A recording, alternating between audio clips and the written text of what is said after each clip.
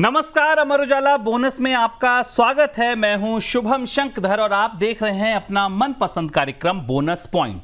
तमाम देसी विदेशी खबरों के साथ, ग्लोबल मार्केट्स के साथ बोनस पॉइंट तैयार है और खबरों के विश्लेषण के लिए तैयार हैं द बोनस के एडिटर अंशुमान तिवारी जी। सर, बहुत स्वागत है आपका। धन्यवाद, आप सबका स्वागत है। अंशुमान जी से चर्चा शुरू की जाए उससे पहले आप इस पूरे बुलेटिन की एक झलक देखिए। कौन सी बड़ी खबरें आज चर्चा के लिए, विश्लेषण के लिए हमने शामिल की हैं। पहली खबर जीएसटी फ्रॉड से जुड़ी है। क्या जीएसटी फ्रॉड की चपेट में फंस गया यूपीआई? जी हां, ये क्रांति भी दरअसल फ्रॉड की चपेट में फंस गई। क्या पूरा मामला है, इसको समझेंगे। रिजर्व बैंक ने फिर शुरू की गोल्ड की खरीद। सोना इतना महंगा है, ऐसी क्या मजबूरी है? क्यों आखिर रिजर्व बैंक को इतनी महंगी कीमत पर भी सोना खरीदना पड़ रहा है? 2 महीने रुकी खरीद, लेकिन फिर शुरू हुई। क्या पूरा मामला है, ये समझेंगे। खत्म हुआ ईएलएसएस का युग। ईएलएसएस वो म्यूचुअल फंड होते हैं दरअसल जो टैक्स की बचत के लिए, टैक्स 80C के भीतर आते हैं। ये अब ऐसा माना जा रहा है कि इनका जो युग है वो खत्म हो गया है। क्या आंकड़े कह रहे हैं, क्या मतलब है उन आंकड़ों का? क्या खत्म हो गया ईएलएसएस का युग? अब टैक्स बचाने के लिए क्या म्यूचुअल फंड में निवेश नहीं होगा? ये सब कुछ जानेंगे। वायदा बाजार में आएंगे लंबी अवधि के कॉन्ट्रैक्ट। फ्यूचर ऑप्शंस में चर्चा यह है कि लंबी अवधि के लिए कॉन्ट्रैक्ट लाए जा सकते हैं। क्यों इनकी जरूरत पड़ी? सेबी सोच क्या रहा है? क्या बड़े बदलाव होंगे? बाजार पर इसका क्या असर होगा? इस खबर को विस्तार से जानेंगे, समझेंगे। अमेरिका में आ गया क्रिप्टो पर कानून। जी हां, तैयार हो गया, पास हो गया, राष्ट्रपति के पास पहुंच गया, कानून लिख गया है। क्या कुछ बाजार पर इसका असर होगा? और अमेरिका ने जब क्रिप्टो पर कानून बना दिया है, स्टेबल कॉइन पर कानून बना दिया है, तो अब निश्चित सी बात है दुनिया में गतिविधियां बढ़ेंगी ही। क्या कुछ है इस कानून के भीतर, ये जानेंगे। और ट्रेड डील पर नया पेच। जी हां, होते होते ट्रेड डील पता नहीं कैसे यूटर्न ले लेती है। जब ये खबर आती है कि बस अब तो होने वाली है, किसी भी घंटे इसका अनाउंसमेंट हो सकता है, तभी पता चलता है कि अब तो एक नया पेच है। दरअसल बड़ी डील्स होती भी ऐसे ही हैं, बहुत सारे नेगोशिएशंस के बाद ही कुछ निकल कर आता है। तो अब कौन से नए पेच फंस गए हैं इस डील में, ये आज फिर समझेंगे हम अंशुमान जी से। क्या कुछ अपडेट है ट्रेड डील पर, ये जानेंगे। लेकिन पहली खबर यूपीआई से जुड़ी।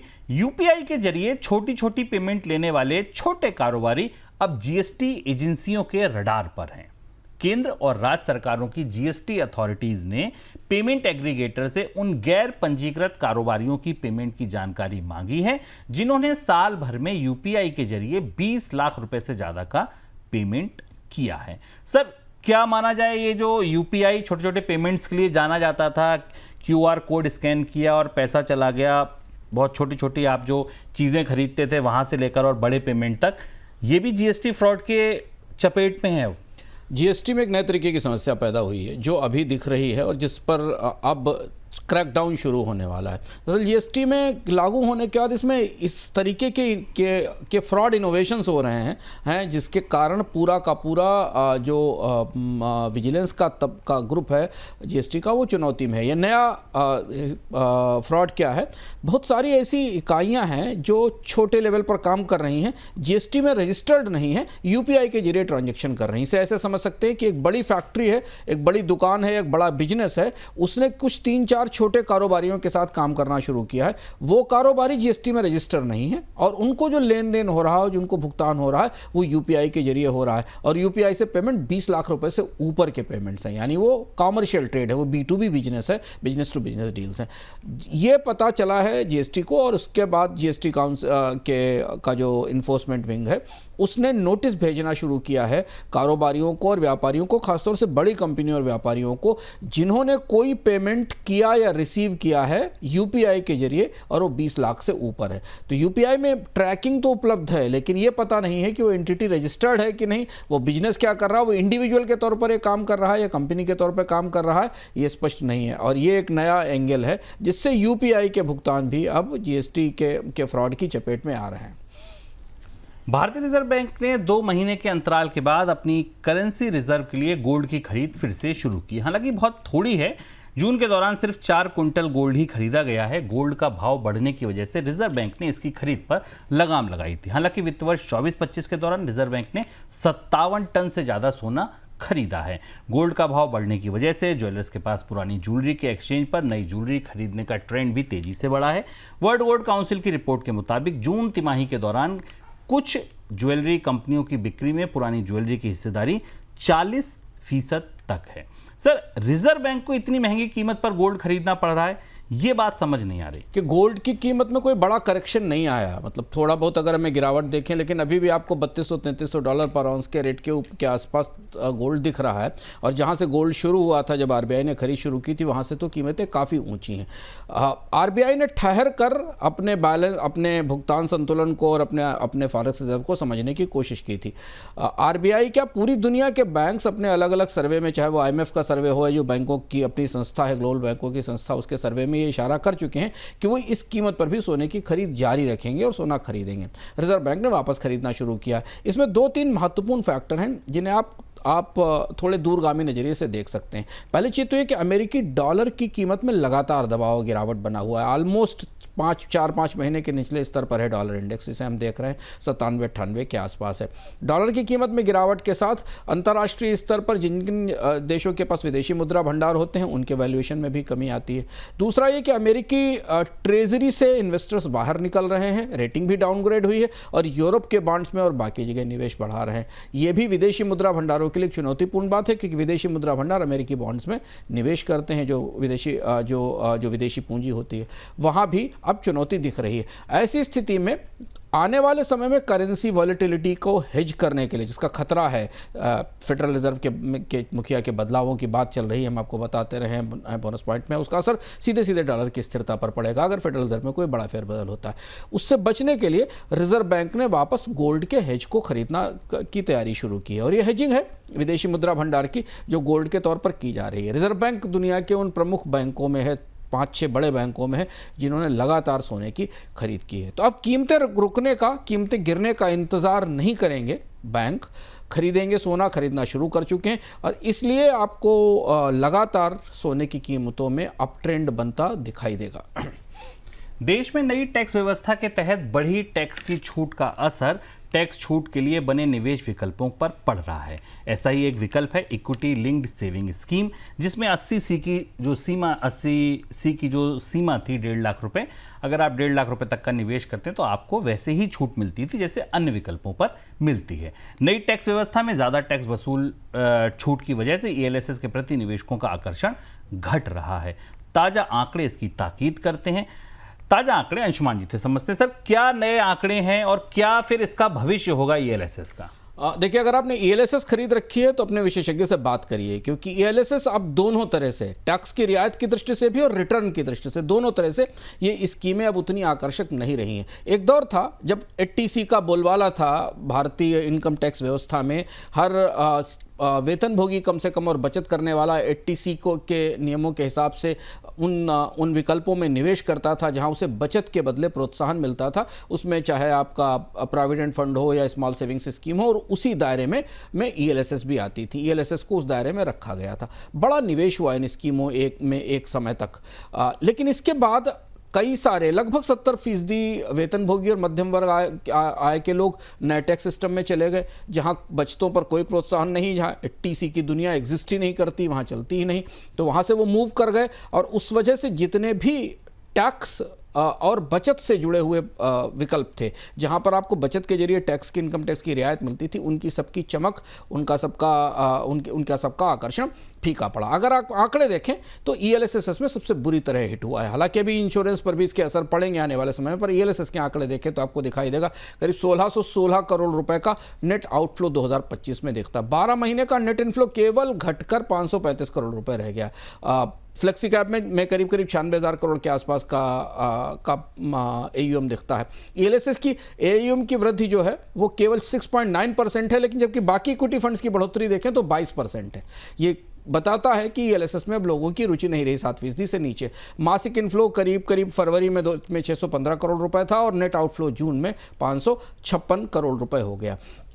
सबसे महत्वपूर्ण बात यह है कि इनके रिटर्न्स पर भी असर पड़ा है। ईएलएसएस के रिटर्न की तस्वीर भी बहुत अच्छी नहीं है। अगर आप देखें तो 2025 में ईएलएसएस का रिटर्न, सभी स्कीमों का रिटर्न लगभग नकारात्मक रहा। 39 ईएलएसएस स्कीम का आंकड़ा हमारे पास है, मतलब 0.43 से -17.02% तक का रिटर्न रहा। एक्सिस ईएलएसएस फंड सेवर में 2% से ज़्यादा का है, सैमको ईएलएसएस में है। अच्छा, चूंकि ईएलएसएस पर एक लॉक इन होता है 3 साल के लिए, तो जब तक आप सिप से पैसा भरते रहते हैं तब तक वो लॉक इन 3 साल आगे बढ़ता रहता है। तो अब लोगों ने सिप बंद कर दी हैं और इसका लॉक इन पूरा होने का इंतजार कर रहे हैं। तो जिनके ईएलएसएस के लॉक इन पूरे हो चुके हैं वो पैसा निकाल रहे हैं, और इसीलिए हमको ये 1600 करोड़ रुपए का के आसपास का आउटफ्लो ईएलएसएस स्कीम्स में से निकलता दिख रहा है। अब ये स्कीमें जब तक सरकार टैक्स के नियम नहीं बदलती, इन्हें किसी टैक्स प्रोत्साहन से नहीं जोड़ती, ईएलएसएस की स्कीमों की वापसी अब तो थोड़ा मुश्किल लगती है। देश के डेरिवेटिव मार्केट की क्वालिटी में सुधार के लिए फ्यूचर एंड ऑप्शन कॉन्ट्रैक्ट की अवधि को बढ़ाने पर चर्चा है। कैपिटल मार्केट रेगुलेटर सेबी ने पूर्णकालिक सदस्य आनंद नारायण के मुताबिक अभी तक भारतीय डेरिवेटिव मार्केट में छोटी अवधि के डेरिवेटिव कॉन्ट्रैक्ट में ज़्यादा ट्रेड होता है और ट्रेडिंग वॉल्यूम ऐसे ही कॉन्ट्रैक्ट का दबदबा है, जो बाजार के लिए एक अनहेल्दी ट्रेंड है। उन्होंने कहा कि भारतीय एक्सचेंजों पर एफ&ओ कॉन्ट्रैक्ट की अधिकतम अवधि 3 महीने की है, जबकि दुनिया भर में कई एक्सचेंज ऐसे हैं 1 साल तक के कॉन्ट्रैक्ट जहां ट्रेड होते हैं। सर, क्या कोई बड़े बदलाव की तैयारी है सेबी की? सेबी एफ&ओ और डेरिवेटिव्स ट्रेडिंग को लेकर गहरी दुविधा में है। जेन स्ट्रीट के घोटाले के बाद दुविधा पहले से ज़्यादा है। दुविधा कैसे समझने की ज़रूरत है।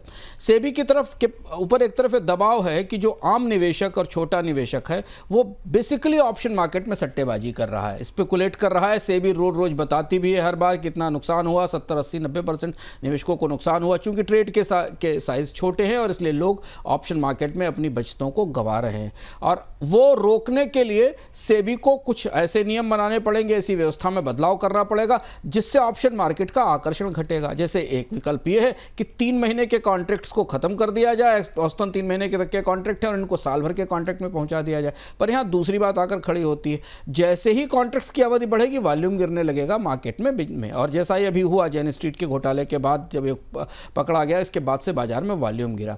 सेबी इस बीच में उलझी हुई है कि छोटे निवेशकों को कैसे रोका जाए इसमें निवेश करने से, और इसके लिए उनके लिए डेरिवेटिव्स को कैसे अनाकर्षक बनाया जाए। डेरिवेटिव्स से उनके लिए उतने आकर्षक या ऑप्शन उनके लिए उतने आकर्षक न रहें, जबकि बाजार में वॉल्यूम भी बना रहे। और ये सेबी के जो होल टाइम मेंबर है अनंत नारायण, इनका जो बयान है या जिनका संकेत है, ये इसी दुविधा से निकलता है कि आपको वॉल्यूम चाहिए या सिक्योरिटी चाहिए। सेबी इसी के बीच उलझी हुई है, लेकिन उम्मीद है कि आने वाले दिनों में इसमें कुछ बदलाव जरूर दिखेंगे।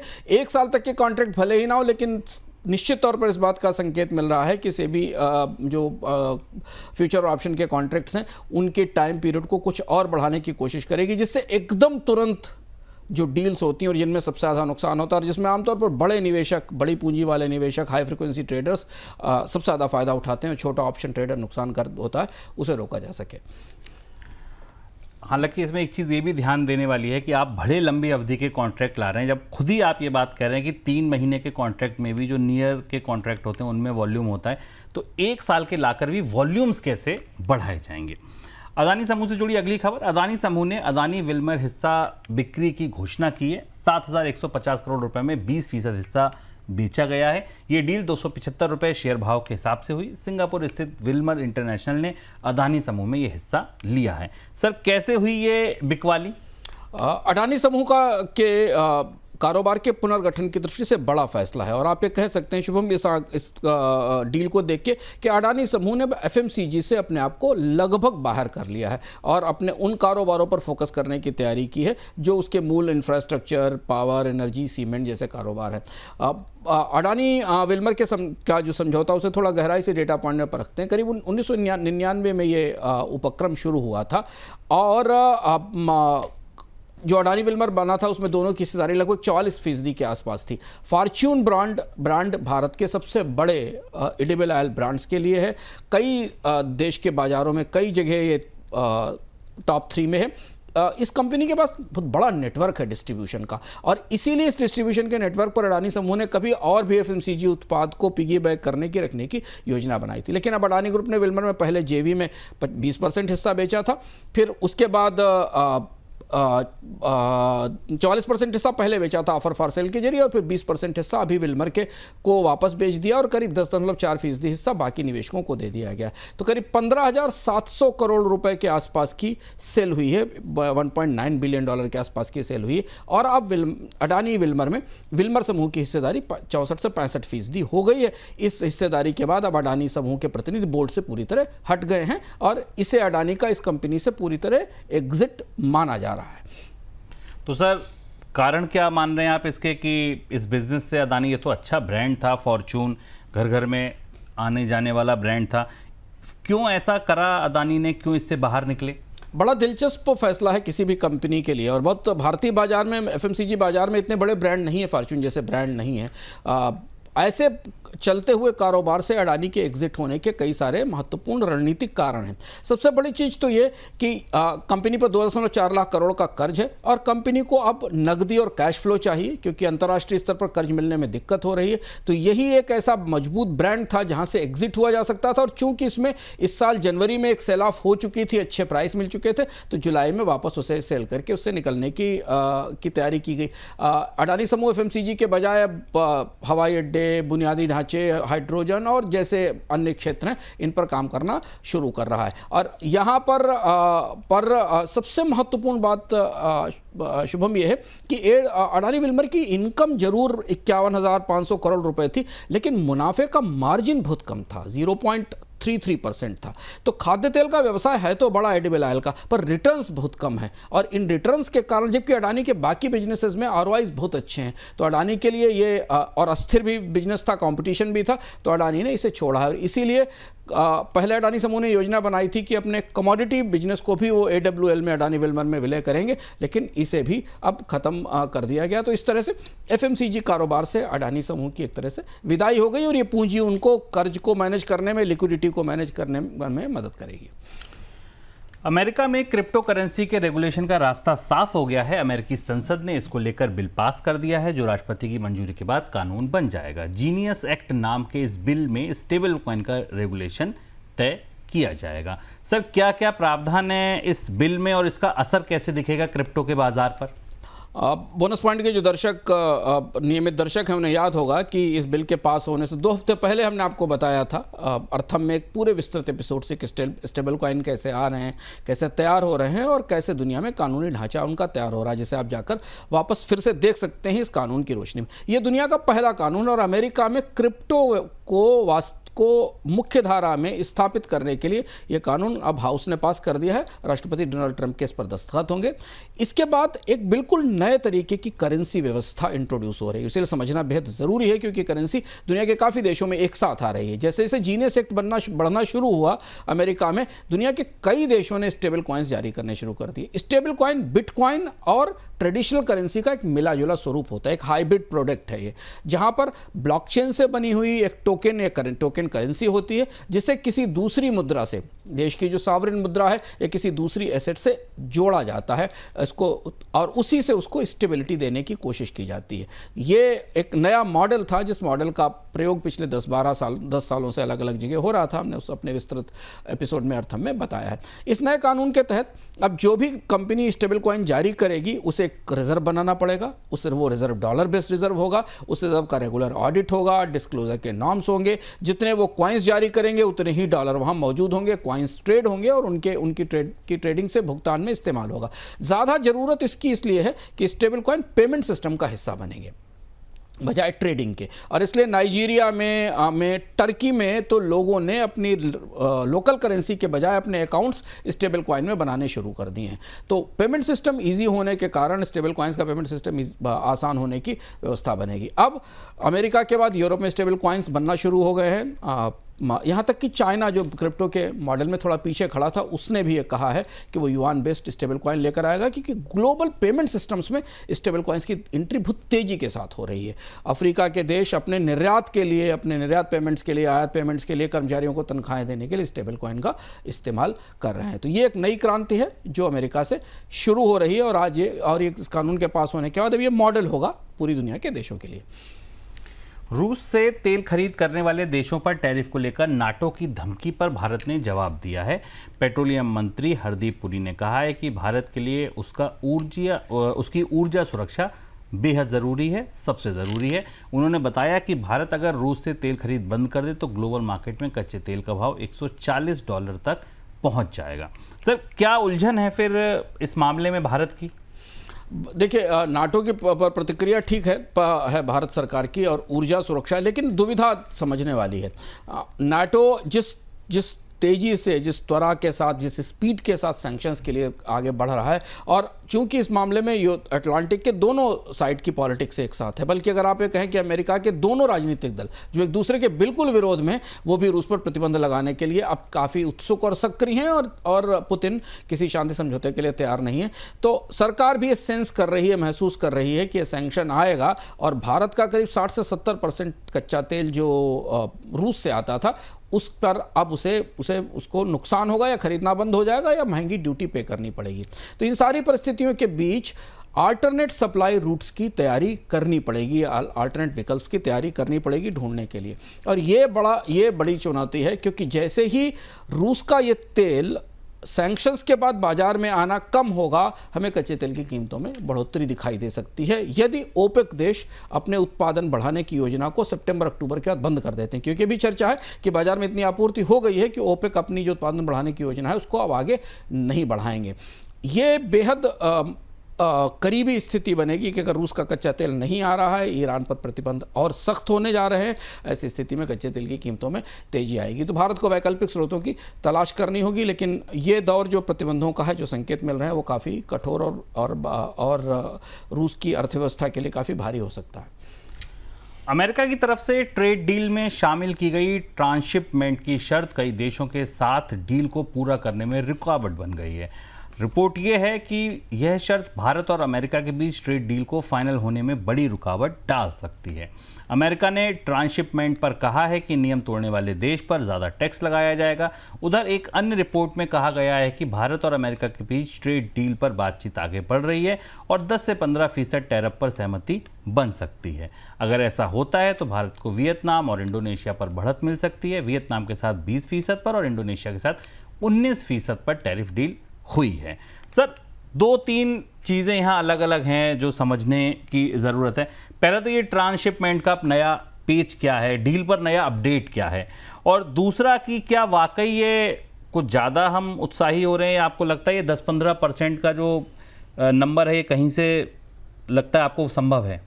पहली चीज़ तो ये पहले इसी को ले लेते हैं। डोनाल्ड ट्रंप अगर भारत पर 15% टैरिफ लगाते हैं तो उसके बदले वो बहुत बड़ी कीमत वसूलेंगे, और उसके लिए भारतीय बाजार को, अपना एग्रीकल्चर बाजार, अपने कृषि उत्पादों के लिए बाजार खोलना होगा। अभी तक की जो ट्रेड नेगोशिएशंस हैं, जिनको हम बोनस में बेहद करीब से एक एक छोटी छोटी चीज़ को परखने की कोशिश कर रहे हैं, जानने की कोशिश कर रहे हैं, वहाँ डोनाल्ड ट्रंप अपने मार्केट को और ट्रेड को एक हथियार की तरह इस्तेमाल कर रहे हैं, और अपने ट्रेड पार्टनर्स से अधिकतम हिस्सा लेने की कोशिश कर रहे हैं, चाहे वो छोटे देश हों या बड़े देश हों। वियतनाम और इंडोनेशिया की डील्स का हमने विस्तार से विश्लेषण किया है बोनस पॉइंट में, जिसको दोहराने की जरूरत नहीं। उन्होंने अपने बाजार में अधिकांश चीज़ें अमेरिका के लिए दे दी हैं, उसके बाद उन्हें एक को 20% और एक को 19% की ड्यूटी मिली है, जिसमें कोई एडिशनल टैरिफ नहीं है। भारत की दुविधा ये कि भारत 2 और ऐसे प्रोडक्ट एक्सपोर्ट कर रहा है जिन पर डोनाल्ड ट्रंप अलग से ड्यूटी लगाने की तैयारी कर रहे हैं। एक है फार्मास्यूटिकल, जो भारत के निर्यात का सबसे बड़ा हिस्सा है, और डोनाल्ड ट्रंप इस बात पर